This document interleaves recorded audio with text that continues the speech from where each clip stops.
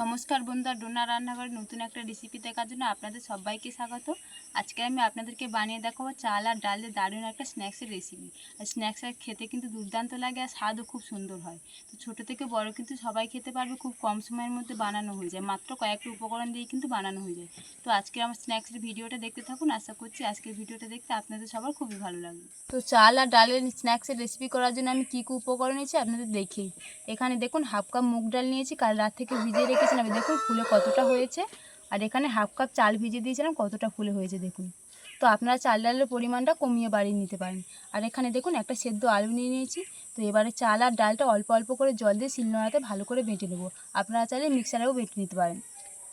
দেখুন ডাল আর চালটা খুব ভালো করে আমি বেটে নিয়েছি, দেখুন কত সুন্দর করে বেটেছি। আর দেখুন জল অল্প অল্প দিয়ে আমি একদম মিহি করে বেটেছি, এই দেখুন। আর ডালটাও ঠিক একই রকমভাবে মিহি করে বেটেছি। এগুলো আবার একটা পাত্রে ঢেলে নেব।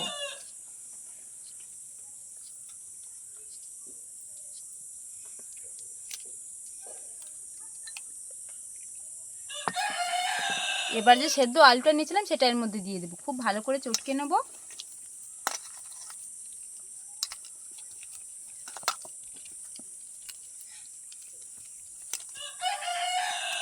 দেখুন আলুটা খুব ভালো করে আমি মেখে নিয়েছি। এবার সবগুলো উপকরণ খুব ভালো করে কিছুক্ষণ আমি ফেটিয়ে নেব। যত ফেটাবেন তত স্ন্যাক্সগুলো কিন্তু ফুলে বলের মতন হবে। কিছুটা জল দিয়ে দেবো। ডাল আর চালটা খুব ঘন বাটা হয়ে গেছে, তাই অল্প করে জল দিয়ে দেবো। এবার খুব ভালো করে কিছুক্ষণ ফেটিয়ে নেব।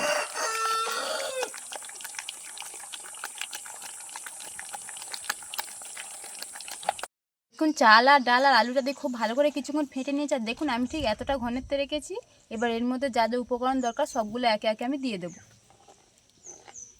তো দেখুন আমি এখানে কয়েকটা কারি পাতা নিয়েছি, আপনারা এই পরিবর্তে ধনে পাতাও দিতে পারবেন। এগুলো এবার ছিঁড়ে এর মধ্যে দিয়ে দেবো, একদম কুচি কুচি করে ছিঁড়ে নেবো। দেখুন এর মধ্যে দিয়ে দিচ্ছি, পরিমাণ মতন লবণ দিয়ে দিচ্ছি। তো দেখুন ঝালের জন্য আমি এখানে গোলমরিচের গুঁড়ো নিয়ে নিয়েছি, আপনারা এই পরিবর্তে কাঁচা লঙ্কা দিতে পারেন।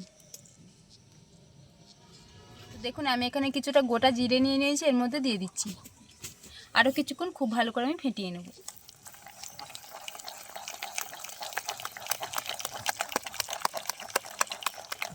দেখুন সব কিছু উপকরণটা খুব ভালো করে আমি ফেটিয়ে নিচ্ছি। এবার স্ন্যাক্সগুলো আমি ভেজে নেব।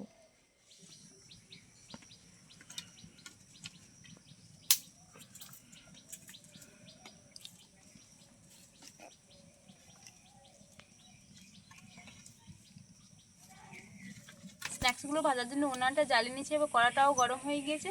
এবার কড়ার মধ্যে আমি তেল দিয়ে দেবো।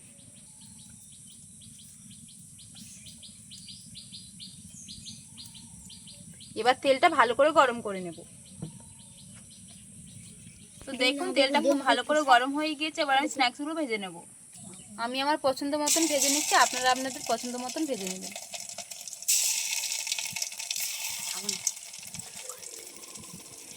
এরকম ছোটো ছোটো করে ভেজে নিচ্ছি দেখুন।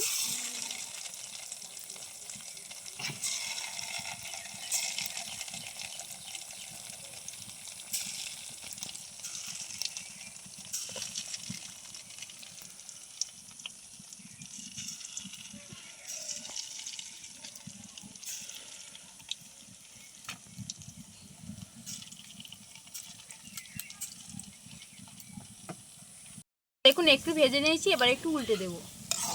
আর দেখুন কত সুন্দর ফুলছে, দেখুন একদম বলের মতন ফুলছে। দেখুন খুব ভালো করে ভেজে নেব আমি।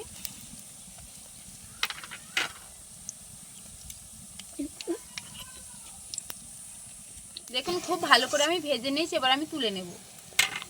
আর স্ন্যাক্সগুলোর কালার কিন্তু খুব একটা চেঞ্জ হবে না, এরকম সাদা সাদা হয়ে থাকবে দেখুন। আর দেখুন ভাজার পর কত সুন্দর হয়েছে দেখুন। আর একবার ভেজে আমি আপনাদের দেখাচ্ছি।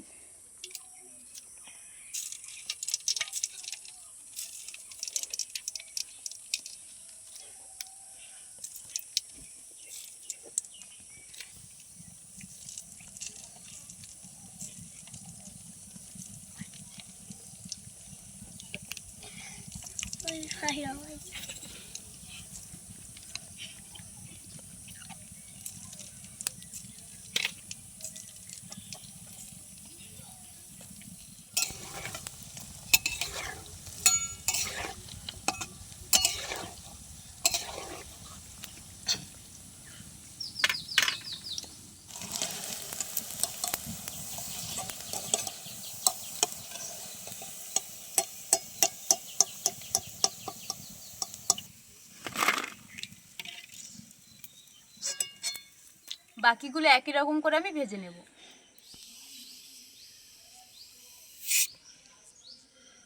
দেখুন বন্ধুরা, আমার কিন্তু স্ন্যাক্সগুলো একদম ভাজা হয়ে গেছে। দেখুন কত সুন্দর হয়েছে, এই দেখুন কত সুন্দর নরম হয়েছে। দেখুন এই দেখুন কত সুন্দর নরম হয়েছে, আর ভেতরটা দেখুন। তো বন্ধুরা, এরকম টিফিন কিন্তু আপনারা চা বা কফি বসিয়ে বানিয়ে নিতে পারবেন, আর বাচ্চাদেরও টিফিনে বানিয়ে নিতে পারেন, খেতে কিন্তু অসাধারণ লাগবে। আজকে আমার এই ডাল আর চালের রেসিপিটা যদি আপনাদের ভালো লেগে থাকে তাহলে ভিডিওটা একটা লাইক করবেন, আর আমার নতুন নতুন ভিডিও পেতে চ্যানেলটি সাবস্ক্রাইব করে পাশে থাকা বেল আইকনটি প্রেস করবেন, আর আমার ভিডিওটা সম্পূর্ণ দেখবেন। আশা করছি সবার ভালো লাগবে। আজকের মতন ভিডিওটা এখানেই শেষ করছি, দেখা হচ্ছে পরের ভিডিওতে। আর অবশ্যই করে এই স্ন্যাক্সটি বাড়িতে একবার বানিয়ে দেখবেন, খুব বেশি উপকরণ লাগে না, চাল আর ডাল তো আমাদের প্রত্যেকের কাছেই থাকে। তাই বলছি বন্ধুরা, একবার বানিয়ে দেখবেন, খেতে কিন্তু অসাধারণ লাগবে। ছোট থেকে বড় সবাই খেতে কিন্তু খুব পছন্দ করবে।